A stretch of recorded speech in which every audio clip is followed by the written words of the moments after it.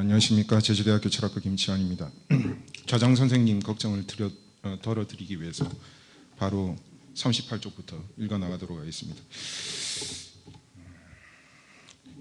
우선 철학에서는 정체성이 동일성이라는 개념과 연관되어 있다는 사실을 주의 환기하고자 합니다. 넓은 의미에서 동일성은 시간적, 공간적으로 다른 사물이 그 성질로와 구별할 수 없는 것을 의미합니다. 그런데 동일 원리가 요구하는 개념 내용의 동일성을 제외하고는 현실적으로 절대로 동일하다거나 영구히 불변한 것은 없습니다.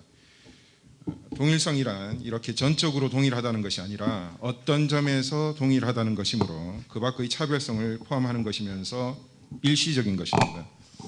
탐나왕국과 제주섬은 시간적으로 다르지만 한반도의 최남단에 위치한 가장 큰 섬이라고 하는 면에서 구별되지 않고, 제주섬을 삶의 자리로 하는 개인은 도민이라는 면에서는 동일성을 가지지만 각자가 처한 환경이나 상황, 가치 판단에서는 다른 존재라고 할 수 있습니다.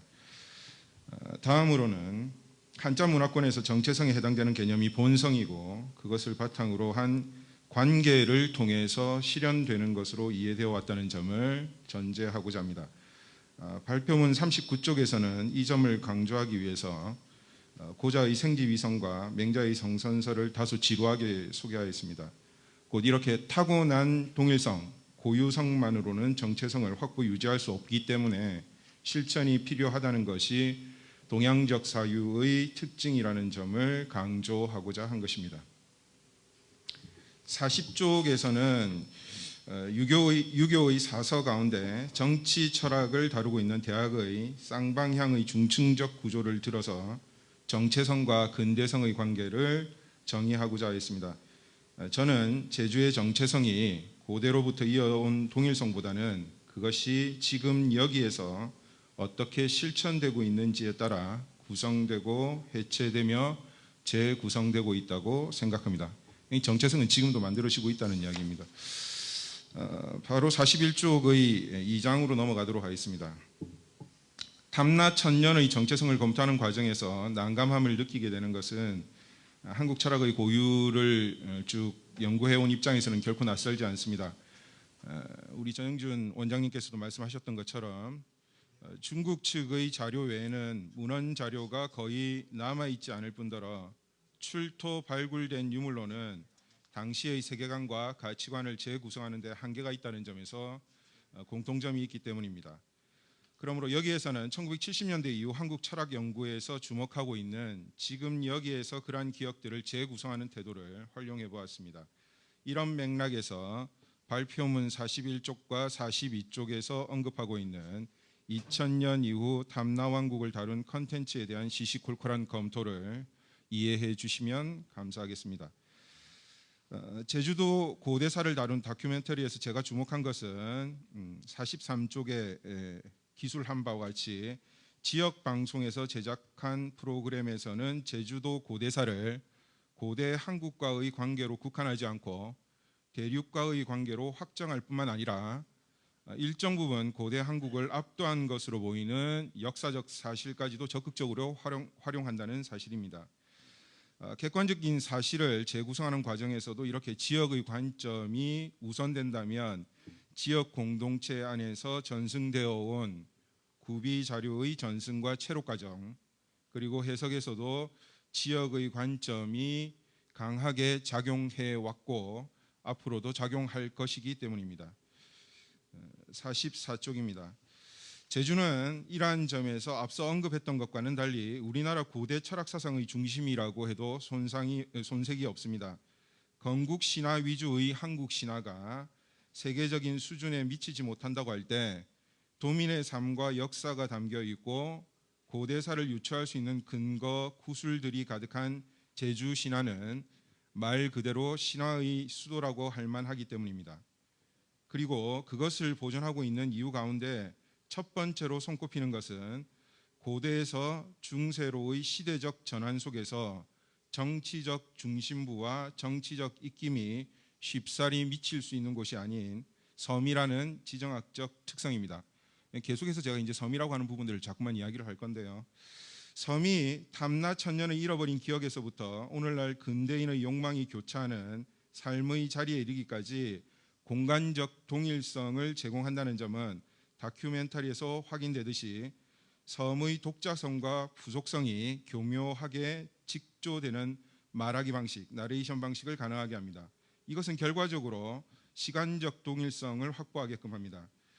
제주 서사무가에서 원시 서사시, 고대 서사시, 중세 서사시 유형이 혼합 변형하면서 분포하고 있다는 것은 독립해상왕국이었던 기억을 잃어버리고 재구성하는 과정을 겪은 탓이기 때문입니다. 이렇게 탐나 천년의 기억은 제주 천년의 기억과 함께 오늘날 재현되는 그 시간을 통해서, 오늘날의 시간을 통해서요, 시간적 동일성을 확보하게 됩니다. 이 점은 서사무가의 신화소와 관련 철학적 주제 검토에서도 확인됩니다. 관련 내용은 발표문 45쪽에서 47쪽까지 내용을 참조해 주시면 감사하겠습니다. 탐나 천년의 기억을 요약한다는 의미에서 47쪽 마지막 단락을 살펴보겠습니다. 고고학적 발견과 발굴, 문헌과 구비 전승의 비교 검토 등을 통해서 고대사와 사상에 대한 논의가 앞으로 더 풍부해져야 한다는 점에 있어서는 전영준 교수님과 제 생각이 동일합니다. 다만 그것이 전영준 교수님께서도 지적하셨듯이 탐나 천년의 정체성과 연결되는 지점에 좀 더 집중되어야 할 것으로 생각합니다. 요컨대 지금까지 체록되고 수집되어 온 해상왕국 탐나 천년의 기억은 대부분 제가 보기에는, 저도 육지 것입니다만은, 고대 한국과의 친연성 부분에 초점이 맞춰져 있습니다. 그거보다는 오히려 탐나왕국의 독자성에 초점이 맞추어질 때 정체성 부분이 두드러져 보이지 않을까, 이런 생각이 듭니다. 이 소결론에 이어서 3장 경계인의 시선 제주 천년의 정체성을 보도록 하겠습니다. 천년을 유지해온 독립해상왕국 탐나국이 한국에 병합된 것은 조선 왕조 때지만 그 이름을 잃은 것은 고려 왕조 때입니다.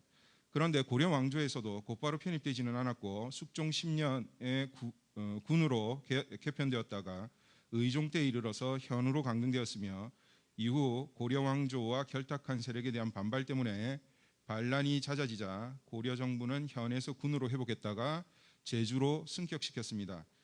이 부분은 전영준 교수님께서 쭉 잘 설명해 주셨습니다.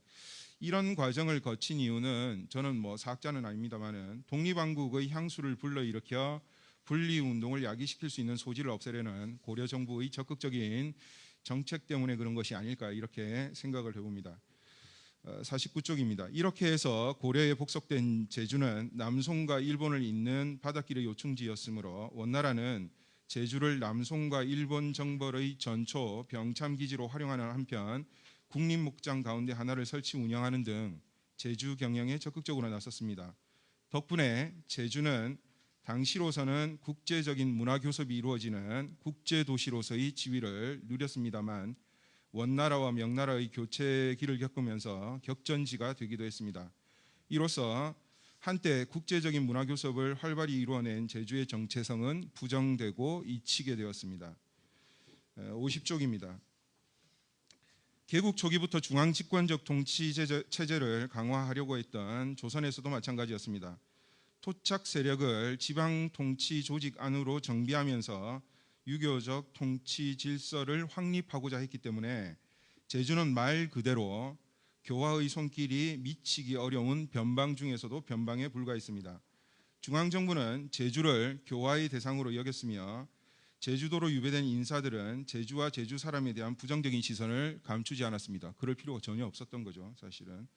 이러한 시선에 대한 반동으로 양난 이후에 국가 질서가 재편되는 과정에서도 조선의 국가 질서는 제주에 제대로 뿌리내리지를 못했습니다. 이 점은 숙종 28년에 제주 목사로 들어온 이영상 목사의 신당 철폐라는 조치에서도 확인됩니다. 만약에 그 전에 그것이 이렇게 연착륙했다라고 이야기를 하면 굳이 이렇게까지 경착륙을 할 필요가 전혀 없었다는 이야기죠. 그러니까 그때까지는 전혀 국가 질서가 먹히지 않았다는 이야기입니다. 물론 이와는 반대로 유산 풍조가 급격하게 성행하면서 제주는 중국 전국 시대의 이상향 가운데 하나인 영주로 여겨지기도 했습니다. 전쟁 이후 기존 질서가 무너지면서 다양한 내용의 국가 제조론 속에서 내륙의 지식인이 제주를 선경으로 여기는 것은 당연한 일일 수 있습니다. 왜냐하면 현실에서 이제 동떨어진 공간이니까요. 그런데 영주 식경을 지금의 형태로 정리한 제주 사람 매개 이한호의 시선에서는 제주도에 부임했거나 유배된 외지 사람들의 시선이 발견되고 있습니다. 이 점이 좀 특이한 점으로 주목될 필요가 있습니다. 그는 제주를 보는 외지인의 시선에 단순히 공감했다기보다는 외지인의 시선으로 제주를 봄으로써 제주를 새로운 공간으로 재구축해내고 있습니다. 그러니까 이중으로 낯선 공간이죠. 자기 고향임에도 불구하고 낯선 공간으로 만들어버립니다. 이 점은 오늘날에도 우리가 겪고 있는 부분이라고 생각됩니다. 자, 이 점은 53쪽에 발표는 53쪽에 나와 있는 이한우보다 한 세대 앞선 일제 변경군과 제주 정체성의 기층을 차지하는 민중들의 태도에서도 확인됩니다. 이들은 국가 질서가 신당 철폐와 같은 방식으로 제주 사람의 현실적인 삶에 적극적으로 개입하고 있음을 절감했습니다. 낯선 자연 경관이야 그렇다 치더라도 그곳에서 삶을 영위하고 있는 사람인 자신들을 제주의 자연 경관 가운데 한 요소로 외지인들이 배치시키고 있음을 깨달았기 때문에 그렇습니다. 그러니까 지금 관광객들 입장에서 본다라고 이야기하면 제주도민들은 경관 중의 일부분이지 동일하게 이렇게 생각이 되는 것은 아니거든요. 이러한 시선에서는 제주 사람에 대한 기본적인 이해나 공감은커녕 그럴 최소한의 필요성도 찾아보기 어렵습니다. 이러한 시선에 대해 민중의 시선은 반란이라는 실천 행위로, 토착 세력의 시선은 경계인으로서 제주복이라고 하는 실천 행위로 드러났다는 동일성, 정체성이 확인된다라고 하겠습니다. 55쪽 근대인의 욕망, 현실 제주의 정체성 부분을 보겠습니다. 근대화에 대해서 좀 긍정적으로 우리가 생각하기 쉬운데요. 전영준 교수님도 약간 부정적인 입장에서 말씀을 하셨습니다. 이 근대화라고 하는 것이 서구적 관점에서 모더니즘은 분명히 긍정적인 측면이 있지만 이게 이제 동아시아적 관점에서 볼 때는 결코 긍정적일 수 없는 부분들이 있기 때문에 그렇습니다. 그래서 동아시아의 근대화는 서세 동점 세력에 의해서 강제된 부분이 있습니다. 따라서 오리엔탈리즘과 제국주의적 확장이라는 이른바 근대적 욕망에 대한 자구책을 모색하는 것이 우선되었습니다. 우리 쪽에서는요. 그리스도교의 동아시아 포교사는 이러한 점을 극명하게 드러내고 있는 것으로 유명합니다. 이런 점에서 조선시대 절의 고도의 유배지였던 제주도는 그리스도교와 긴밀한 관련이 있었을 것으로 짐작해 볼 수 있습니다. 그러니까 이제 뭐 그 당시에 이제 천주교인들이 아마 제주도로 유배를 오지 않았을까 뭐 이런 부분들을 연상할 수 있겠죠. 그래서 저도 이제 정난주 이야기를 잠시 이렇게 소개했습니다만은 하지만 제주도와 그리스도교의 본격적인 만남과 파국은 우리 전영준 교수님 발표 끝부분인 끝에서 이제 말씀하셨던 선교 자유화 이후인 1899년을 기점으로 해서 오히려 가속화되고 있습니다. 이때 파리 외방 전교회의 페네 신부와 김원영 신부가 제주도로 파견됐는데 이들은 56쪽에서 소개하였듯이 제주 사람들이 물론 이 사람들에게 있어서는 제주 사람뿐만이 아니고 조선 사람 전반이 다 그렇습니다만은 거칠고 다분히 미개하며 타향인들을 불신하고 무엇보다도 미신 행위에 열중하는 미개적인 상태라고 봤던 것이죠. 특히 그 중에서 변방인 제주도는 더 심하다라고 본 것입니다. 제주도 선교에 나선 선교사들의 이런 시선은 당시 서세 동점의 천병 역할을 했던 서양 선교사들에게서 공통적으로 발견되는 것입니다. 그리고 이것은 신축 교환의 도화선이 됩니다. 신축 교환의 근본적인 원인은 프랑스와 일본 등 제국주의의 이해가 제주도에서 충돌한 것으로 국력 확장을 위해 선교의 확대를 꾀했던 프랑스와 자국 어민의 제주 해역 조업을 추진하였던 일본의 욕망이 충돌한 것으로 볼 수 있습니다. 신축 교환 발생과 후속 처리 과정에서 제주 사회는 아이러니하게도 제주 사회가 오히려 평민과 교민으로 양분되었고요. 물론 이 과정에서 서양 제국주의와 천주교회, 조선정부도 대가를 치르기는 했습니다. 하지만 이때의 기억들이 근대 지식인들의 제주 유배와 함께 항일 의식이 고취되는 요인으로 작용하기도 합니다. 관련 내용은 58쪽을 참조해 주시기 바랍니다. 이런 맥락에서 본다라고 한다면 아직 제대로 된 이름을 가지지 못한 제주 4.3도 근대적 욕망에 대한 충돌의 역사와 맞닿아 있는 것으로 볼 수 있을 것입니다. 국가를 잃어버린 국민, 그러니까 식민지의 국민을 근대적 개인으로 계몽하려고 했던 일본 제국주의가 물러난 직후에 발생해서 남한 단독 정부 수립을 통해 탄생한 반쪽짜리 근대 국가가 냉전 체제 구축을 위해 수행했던 대리전, 우리는 6.25 전쟁이라고 부릅니다마는 이 대리전이 종료된 후에야 끝났기 때문입니다. 제주 4.3은 이런 관점에서 태동기에 있던 근대 국가가 자행한 폭력이요, 그러한 폭력에 당당하게 맞선 제주 사람의 저항이라고 볼 수 있습니다. 그리고 발생 이후 40여 년 동안 국가가 기억의 공개를 억압해온 조용한 사건이지만 이렇게 억압적인 상황이 오히려 다양한 형태의 기억 투쟁을 불러일으켰습니다. 이 부분에 대해서는 다음번 발표해 주시는 김수열 시인님께서 아마 잘 이야기해 주실 걸로 기대됩니다.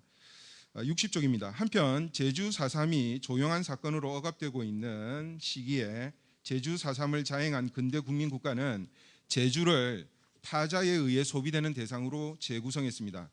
1963년 제주도 건설 연구위원회가 설치되면서 시작된 제주 개발에 대한 논의가 이듬해인 1964년에는 관광을 기본 방향으로 한 제주도 건설 종합계획이 수립되면서 관광에 초점을 맞춘 개발로 집중되었기 때문입니다. 제주특별자치도가 출범하고 지방자치제도가 정착된 오늘날에도 제주가 삶의 공간이 아니라 소비되는 공간으로서 이중적인 소외를 겪고 있다는 점은 애석하게도 달라지지 않고 있습니다. 뒤늦은 제주 열풍은 한국식 장기 불황과 그것에 대처하려는 정부의 정책, 그리고 그 사이에서 갈등하고 있는 경제 주체의 요구가 맞물린 결과이지 제주가 말 그대로 중심에 놓인 것은 아니기 때문입니다. 하지만 그럼에도 불구하고 이러한 절망의 끝에서 희망을 볼 수 있는 까닭은 61쪽 마지막 단락에서 밝혔듯이 근대의 각종 열풍의 중심에 선 제주가 개발 광풍으로 상실당한 시간과 공간을 재현하는 곳이기 때문입니다. 말하자면 지금까지 육지에서 해왔던 그런 근대화 혹은 개발의 문제점들을 피해갈 수 있는, 혹은 아니면 앞으로 새로운 어떤 그런 미래를 생각해 볼 수 있는 그런 모델로서 충분히 작동할 수 있는, 말하자면 지연된 시간을 가지고 있다는 이야기죠. 물론 그걸 우리가 얼마나 활용하고 있는가 하는 부분들은 냉정하게 우리가 비판적으로 반성을 해야 되겠습니다만은, 모던 곧 서양 근대는 동양을 계몽의 대상으로 전제함으로써 모던을 이식받는 대가를 당연히 치러야 한다는 제국주의적 욕망을 정당화했습니다. 육지의 경우 그 욕망은 그동안 유지해왔던 삶의 방식이 이른바 IMF 사태를 온몸으로 겪으면서 해체되는 시점에 가장 강렬하게 표출되었습니다.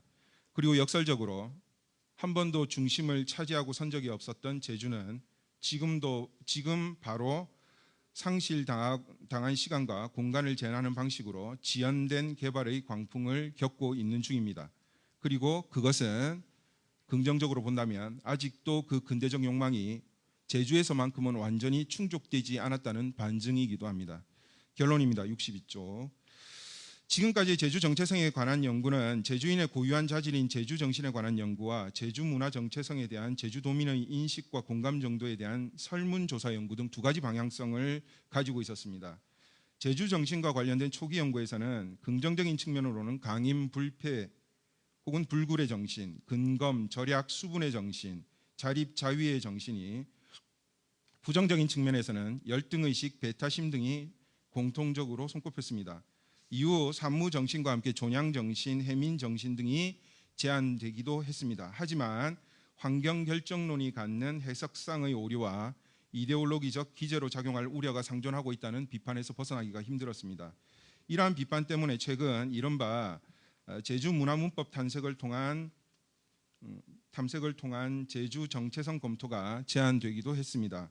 여기서 제안된 제주문화문법은 평등성, 현세성, 합리성, 온정성, 묘합성 등인데 이것과 결합체적 사슬이 잘 맞으면 새로운 문화 창조와 사회 발전을 가져오지만 그렇지 않으면 반대의 결과를 낳는다고 주장하고 있습니다. 그런데 이러한 제주문화문법도 제주정신에 대한 기존 연구들과 똑같은 비판을 받을 여지가 있지 않나 하는 의구심을 지울 수가 없습니다. 제주의 무속신화, 가족제도, 의식주의 특성 등에 관한 기존의 연구들을 재해석해서 이런 것들을 도출해냈다고 하더라도 그 자체가 일종의 이념형으로서 기능한다라고 이야기를 할 때는 꼭 제주뿐만이 아니라 어디에다가 이 제주 문법들을 갖다 붙여도 다 말이 되는 것이기 때문에 정체성으로서의 어떤 그런 가치가 없다는 이야기죠. 그래서 거칠게나마 제주 정체성으로 논의될 만한 주제들을 제가 좀 검토해 보았습니다. 지금까지 제가 이 발표에서 주안점을 둔 부분은 앞서 제가 강조했듯이 제주의 정체성이 제가 이렇게 모두에는 섬이라고 이야기를 했지만 도서국가로서의 독자성과 변방으로서의 부속성이 교직되고 있다는 점에 저는 초점을 맞췄습니다. 이 점은 국내의 다른 섬들과는 구분되지만 오키나와나 대만 등 고대 도서 독립국 지위를 유지하다가 병합된 섬들과는 동일하다고 할 수 있습니다. 특히 이들 섬이 병합 과정 또는 서세 동점 시기에 강요된 모던 근대성과 그로부터 태동한 근대 국민국가 수립 과정에서 유사한 아픔을 겪어야 했다는 점을 고려한다면 제주는 한국, 대만은 중국, 오키나와는 일본과의 동일성보다는 오히려 이들 섬 사이의 동일성이 더욱 부각될 수밖에 없습니다. 하지만 그와 동시에 제주는 고려시대에 복속된 이래 바다를 경계로 한 한국의 경계 너머의 경계로 오래된 미래의 시간과 장소를 재현하는 실천의 장으로서 현재 기능하고 있습니다. 따라서 이것은 한국과의 동일성을 확보해야 하는 변경 제주가 아니라 타자인 한국과 관계 맺는 중심 제주라고 하는 인식론의 전환 혹은 아니면 인식론적인 전복을 통해서 제주 정체성이 가능하다라는 것을 보여주는 자료라고 생각을 합니다. 이상 발표를 마치겠습니다. 감사합니다.